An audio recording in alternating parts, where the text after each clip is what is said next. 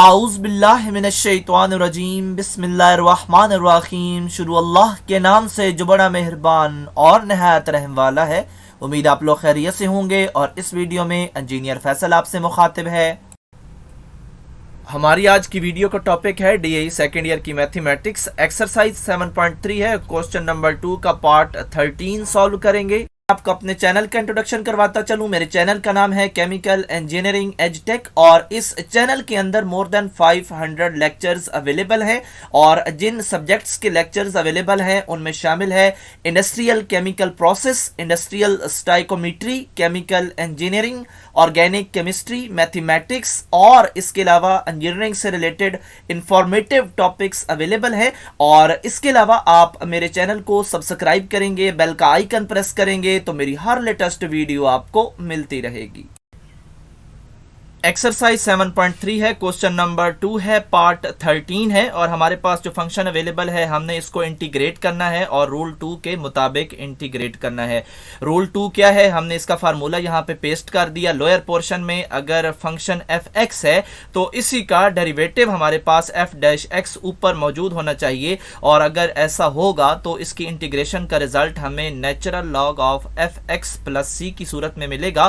तो lower portion को हम यहाँ पे लेते हैं, इसको डेरिवेट करना स्टार्ट करेंगे और जो रिजल्ट आएगा फिर हम देखेंगे कि हमें अपर पोर्शन हासिल हो रहा है या नहीं।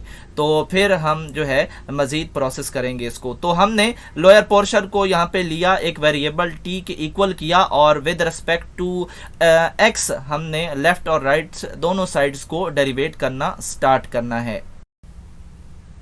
यहाँ पे हम लेफ्ट साइड को पहले डेरिवेट करना स्टार्ट करते हैं। सबसे पहले हमारे पास 1 है, 1 हमारे पास एक सिंगल कांस्टेंट है और सिंगल कांस्टेंट का जब भी डेरिवेटिव आता है तो हमेशा 0 ही आता है।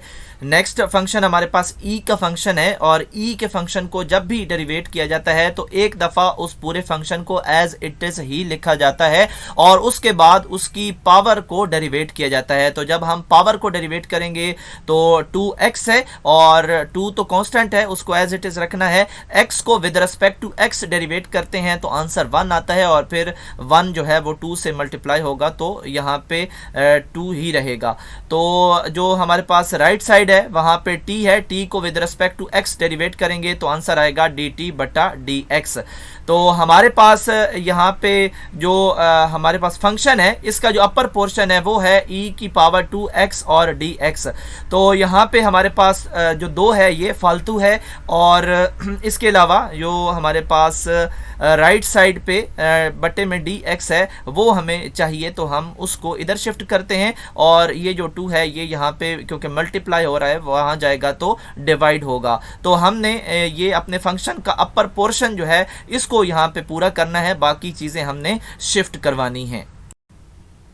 डेरिवेशन के नतीजे में हमारे पास t और dt की वैल्यूज़ आ चुकी हैं, यानी अब हम इस फंक्शन में t और dt की वैल्यूज़ को फीड करवाएंगे।